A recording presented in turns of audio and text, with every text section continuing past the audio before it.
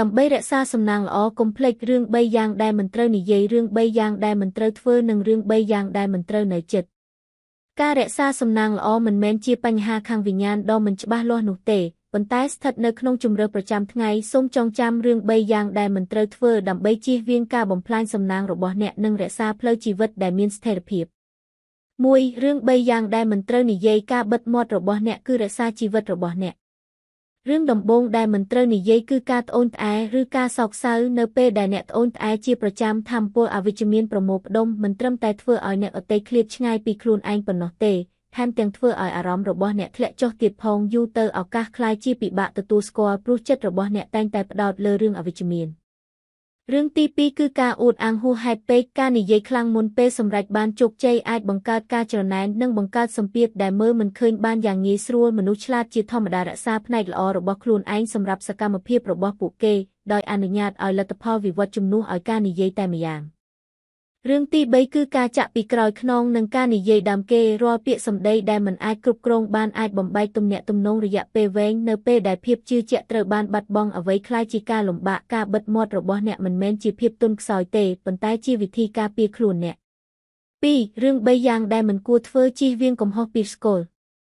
រឿងដំបូងដែលត្រូវជៀសវាងគឺការធ្វើសកម្មភាពដោយមិនដឹងខ្លួនការសម្រេចចិត្តដែលធ្វើឡើងនៅពេលដែលអារម្មណ៍កំពុងឡើងខ្ពស់ជារឿយត្រូវបានធ្វើឡើងដោយគ្មានការគិតច្បាស់លាស់ដែលងាយនឹងនាំទៅរកកំហុសដែលពិបាកកែតម្រូវអ្នកដែលមានសំណាងល្អតែងតែដឹងថាពេលណាត្រូវបន្ថយល្បឿនដើម្បីជៀសវាងការដើរលើផ្លូវខុសរឿងទី2គឺការធ្វើអ្វីមួយប្រឆាំងនឹងគោលការណ៍មិនថាអត្ថប្រយោជន៍ភ្លាមនោះធំប៉ុណ្ណានោះទេផលប្រយោជន៍រហ័សមិនអាចមាននិរន្តរភាពទេហើយជាធ្នូវិញមានហានិភ័យរយៈពេលវែងការបំពានបទដ្ឋានតែមួយអាចនាំឲ្យមានផលវិបាកជាច្រើននៅពេលក្រោយដែលប៉ះពាល់ដល់ទាំងកេរ្តិ៍ឈ្មោះនិងឱកាស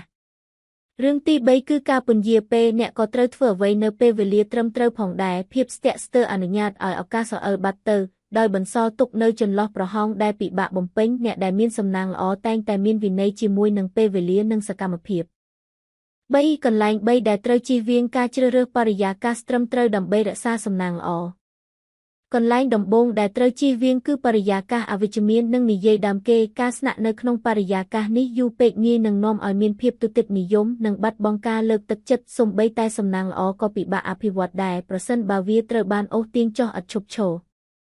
កន្លែងទី2គឺជាកន្លែងដែលមានការល្បួងខ្ពស់ដែលមនុស្សម្នាក់ងាយនឹងធ្លាក់ចូលទៅក្នុងការល្បួងបរិយាកាសដែលលើកទឹកចិត្តឲ្យមានការបណ្ដោយខ្លួនហួសហេតុជារឿយបណ្ដាលឲ្យមនុស្សបាត់បង់ការគ្រប់គ្រងឧទាហរណ៍មួយចំនួននៃភាពធូររលុងអាចនាំឲ្យមានទម្លាប់អាក្រក់តែប៉ះពាល់ដល់ហិរញ្ញវត្ថុនិងអាជីពក្នុងរយៈពេលវែង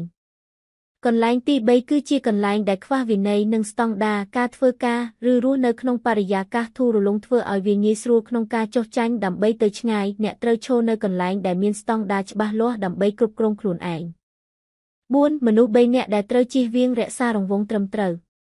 ប្រភេទមនុស្សដំបូងដែលត្រូវជៀសវាងគឺអ្នកដែលដឹងតែពីរបៀបកេងប្រវ័ញ្ចទំនាក់ទំនងឯកតោភាគីតែងតែធ្វើឲ្យអ្នកស្ថិតក្នុងស្ថានភាពមិនអំណោយផលដោយខ្ជះខ្ជាយទាំងពេលវេលានិងថាមពលការទទួលស្គាល់រឿងនេះតាំងពីដំបូងហើយបញ្ឈប់គឺជាមធ្យោបាយមួយដើម្បីការពារខ្លួនអ្នកមនុស្សប្រភេទទី2គឺជាមនុស្សអវិជ្ជមានពួកគេច្រើនតែបដិសេធការខិតខំប្រឹងប្រែងផ្សព្វផ្សាយភាពទុតិយនិយមនិងធ្វើឲ្យអ្នកសង្ស័យខ្លួនឯងការចំណាយពេលជាមួយពួកគេក្នុងរយៈពេលយូរនឹងធ្វើឲ្យគោលដៅរបស់អ្នកថយចុះបន្តិចម្ដង